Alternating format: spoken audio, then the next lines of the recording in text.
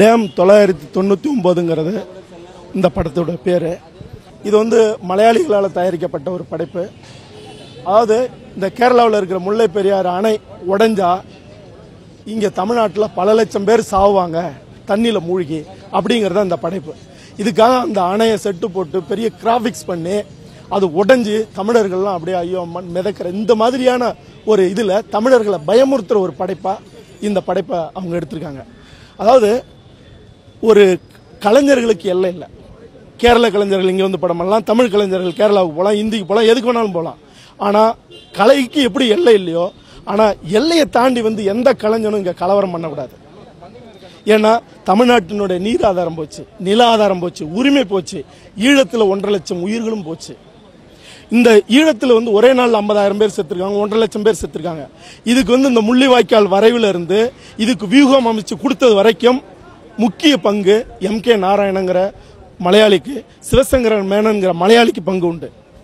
ஆக 1.5 லட்சம் பேரை உண்மையாவே கொன்னுட்டு கொல்றதுக்கு வியூகம் அமைச்சு கொடுத்துட்டு இன்னைக்கு கற்பனையான ஒரு கதாபாத்திரத்தில் அந்த அணை தமிழர்கள் சாவாங்கன்னு மறுபடியும் தமிழர்களை பயமுறுத்தி அவங்க கேரளாவுக்கு அந்த தண்ணியை முழுக்க பயன்படுத்திக்கணும்னு நினைக்கிறதுங்கிறது எந்த வகையில் நியாயம்?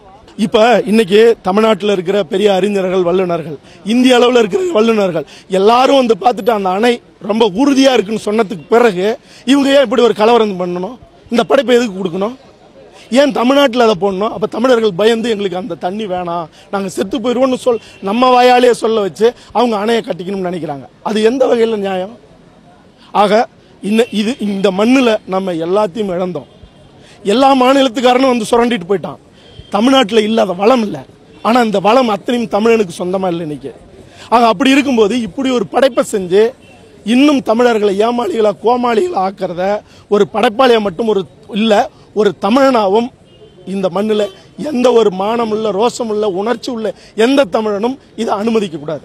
அதனால இந்த படைப்பு தமிழ்நாட்டில் எந்த திரையரங்களாவது திரையிட்டா அது வந்து ரொம்ப பிரச்சனையாகும். இது வந்து நாகரிகமா சொல்லிக்கிறோம்.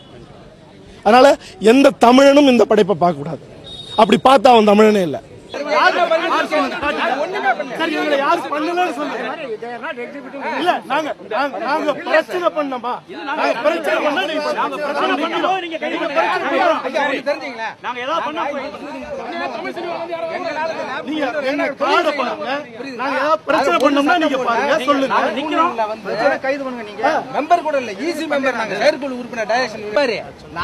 எந்த விதமான